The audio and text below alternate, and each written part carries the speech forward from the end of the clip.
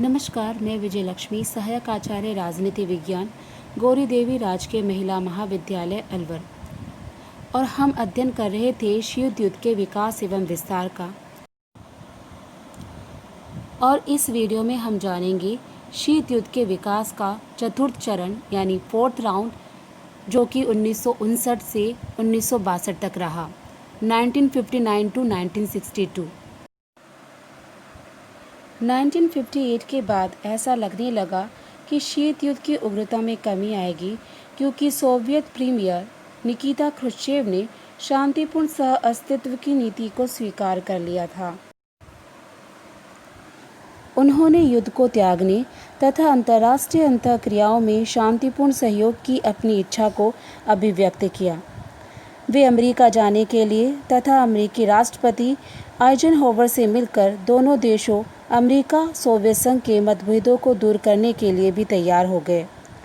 यह एक अच्छा परिवर्तन था। अमेरिकन प्रेसिडेंट आइजनहोवर ने 1959 में निकिता क्रुश्चेव को कैंप डेविड में शीत युद्ध से संबंधित मुद्दों पर चर्चा करने के लिए आमंत्रित किया। 15 से 28 सितंबर 1959 तक क्रुश्चेव ने अमेरिका की यात्रा की तथा राष्ट्रपति आइजनहोवर से महत्वपूर्ण बातचीत भी की। इस यात्रा से सोवियत संघ और अमेरिका के मध्य बड़े सौहार्द और प्रेम का वातावरण बना। क्रुश्चेव ने आइजनहोवर को सोवियत संघ आने का निमंत्रण भी दिया। इस सौहार्द को कैंप डेविड भावना यानी स्पिरिट ऑफ कैंप डेविड का नाम दिया गया और कहा गया कि इस भावना से प्रेरित होकर दोनों देश अंतर्राष्ट्रीय तनाव को दूर करने का सम्मिलित रूप से प्रयास करेंगे। शीत युद्ध के तनाव को कम करने के लिए 4 बड़े देशों अमेरिका, सोवियत संघ, ब्रिटेन और फ्रांस के शासनाध्यक्षों का एक शिखर सम्मेलन आयोजित करना आवश्यक समझा गया। ये भी तय हुआ कि मई 1960 में पेरिस में शिखर सम्मेलन हो जाने के बाद वहीं से राष्ट्रपति आइजनहोवर सोवियत संघ की यात्रा करेंगे। लेकिन दुर्भाग्य से शिखर सम्मेलन के आरंभ होने से पूर्व ही 1 मई 1960 को अमेरिका का जासूसी विमान U-2 सोवियत सीमा में जासूसी करते हुए पकड़ा गया। इस विमान में जासूसी के अनेक उपकरण और यंत्र पकड़े गए। विमान चालक ने यह स्वीकार किया कि उसे सोवियत संघ के आकाश में सैनिक निरीक्षण और सैनिक अड्डे की सूचना प्राप्त करने के लिए भेजा गया था। बात तब और भी ज़्यादा बढ़ गई जब राष्ट्रपति आइजनहोवर ने स्पष्ट शब्दों में कह दिया कि सोवियत संघ की सामरिक गतिविधियां बहुत गुप्त रहती हैं, अतः किसी भी आकस्मिक आक्रमण को रोकने के लिए अमेरिका ऐसी जासूसी कार्रवाइयां करता है और आगे भी करता रहेगा। अंतर्राष्ट्रीय कानून के अंतर्गत इसकी मनाही नहीं है। क्रुश्चेव ने इस जासूसी उड़ान को अत्यंत उत्तेजनात्मक कार्य और सोवियत संघ का घोर अपमान करना कहा। सोवियत संघ ने सुरक्षा परिषद में इसकी शिकायत भी की। उन्होंने मांग की कि अमेरिका इसके लिए माफ़ी मांगे और भविष्य में सोवियत संघ में जासूसी न करने का आश्वासन भी दे। अमेरिका सोवियत संघ की इस मांग के पक्ष में नहीं था, इसलिए U-2 विमान घटना ने एक बार फिर अमेरिका सोवियत संबंधों को और अधिक तनावपूर्ण बना दिया। U-2 स्पाई एयरक्राफ्ट इंसिडेंट से 16 मई 1960 को होने वाले पेरिस शिखर सम्मेलन की असफलता नजर आने लगी। पेरिस के शिखर सम्मेलन में अमेरिका, ब्रिटेन, सोवियत संघ और फ्रांस के शासनाध्यक्ष शामिल हुए और जटिल अंतर्राष्ट्रीय प्रश्नों पर चर्चा होनी थी।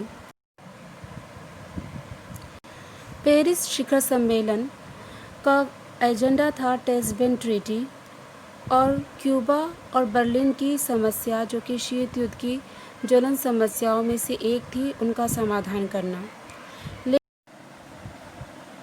लेकिन शिखर सम्मेलन में क्रुश्चेव ने U-2 का मामला उठाया, अमेरिका की आलोचना की और आइजनहोवर का अपमान किया।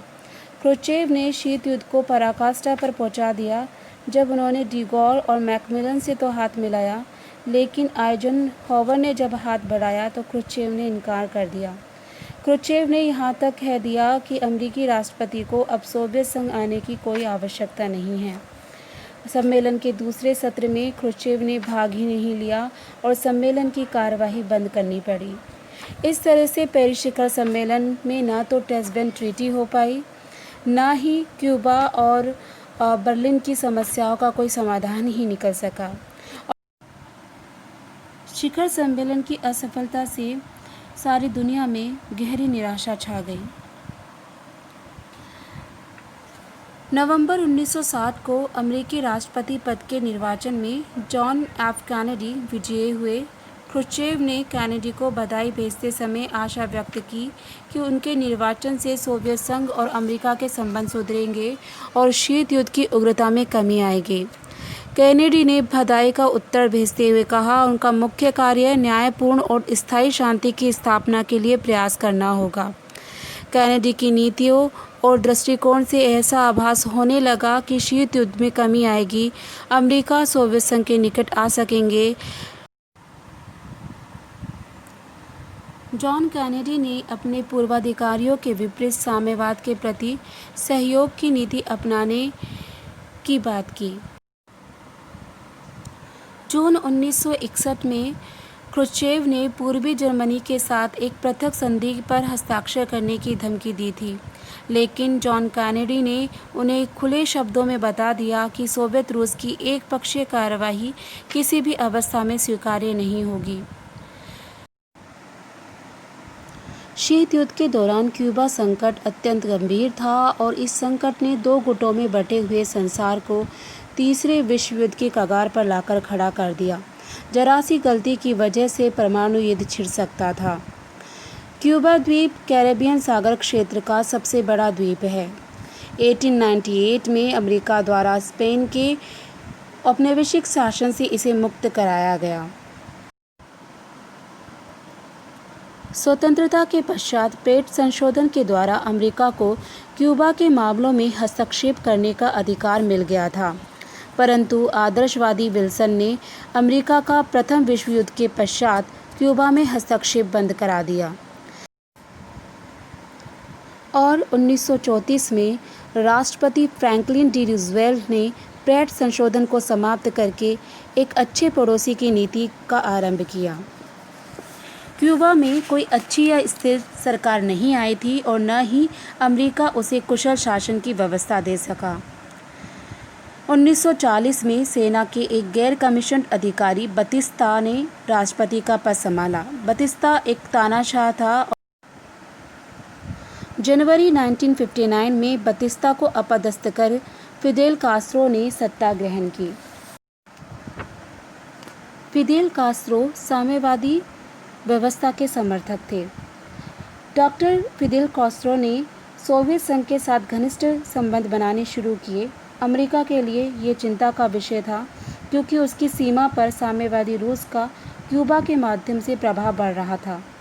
कास्त्रो की सरकार को सोवियत संघ से सबसे बड़ी मात्रा में आर्थिक और सैनिक सहायता मिलने लगी। 1962 के आसपास सोवियत संघ ने क्यूबा में नए नए अड्डे कायम कर दिए।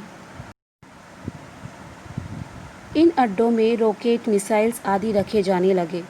इससे संयुक्त राज्य अमेरिका की सुरक्षा को खतरा पैदा हो गया।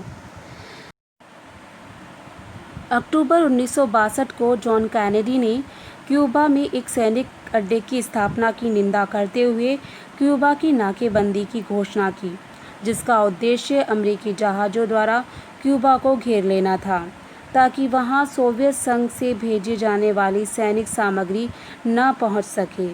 कैनेडी का यह कदम सोवियत संघ के लिए स्पष्ट चुनौती थी कि या तो वह क्यूबा को सैनिक सहायता देना बंद करे अथवा युद्ध के लिए तैयार हो जाए। राष्ट्रपति कैनेडी ने 2 दिन का समय देते हुए क्रुश्चेव से कहा कि वह अपने उन जहाज़ों को जो कि परमाणु मिसाइल्स लेकर क्यूबा की ओर बढ़ रहे थे तुरंत वापस बुला ले। इस पर क्रुश्चेव ने दूरदर्शिता से काम लिया और संघर्ष का मार्ग छोड़कर अपने जहाज़ों को वापस सोवियत संघ चले जाने के निर्देश दे दिए। सोवियत संघ के पास यही एक रास्ता था, नहीं तो परमाणु युद्ध छिड़ सकता था। सोवियत जहाज़ों ने घेराबंदी तोड़ने का कोई प्रस्ताव नहीं किया और सभी सोवियत जहाज़ वापस मुड़ गए। अतः अमेरिका की घेराबंदी की नीति सफल रही। एक और परेशानी थी जो अमेरिका के लिए चिंता का विषय थी कि जो मिसाइल्स पहले ही क्यूबा पहुंच चुके थे वो किस तरह से वापस मंगवाया जाए उन्हें। 25 अक्टूबर को कैनेडी ने क्रुश्चेव को एक तार भेजा और प्रक्षेपास्त्र या मिसाइल संबंधी सामग्री वापस मंगवा लेने को कहा। क्रुश्चेव ने इसके लिए 2 आश्वासन मांगे। पहला तो वे चाहते थे कि अमेरिका क्यूबा पर आक्रमण नहीं करेगा और दूसरा कि अमेरिका टर्की से अपने मध्यम दूरी तक मार करने वाले जुपिटर मिसाइल को हटा लेगा। कैनेडी ने पहली मांग स्वीकार की और इस आश्वासन के बाद 28 अक्टूबर को क्रुश्चेव ने क्यूबा में स्थापित मिसाइलों को हटाकर वापस मंगवा लेने का आदेश दिया। क्यूबा संकट का समाधान हो गया था। क्यूबा का अपना अनुभव भी दुखद रहा था। क्यूबा ने सोवियत संघ के साथ मित्रता की थी, परंतु सोवियत नीति निर्धारकों ने अमेरिका की धमकी के आगे घुटने टेक कर क्यूबा के हितों का बलिदान कर दिया। इस संकट के बाद क्यूबा गुटनिरपेक्ष हो गया, परंतु कास्त्रो मार्क्सवाद और पूर्व सोवियत संघ का समर्थन और अमेरिका की कटु आलोचना करता रहा। इस तरह क्यूबा मिसाइल संकट शीत युद्ध की सबसे ज़्यादा ज्वलंत समस्या बनकर हमारे सामने आई। हालांकि इसका बाद में समाधान हो गया, लेकिन इसने एक समय तो विश्व को तीसरे विश्व युद्ध के कगार पर लाकर खड़ा कर ही दिया था। इस घटना से अंतर्राष्ट्रीय राजनीति की सच्चाई भी हमारे सामने आती है कि किसी भी देश का ना तो कोई स्थायी मित्र होता है, ना ही स्थायी दुश्मन होता है। स्थायी केवल हमारे राष्ट्रीय हित होते हैं। आज के वीडियो में इतना ही। धन्यवाद।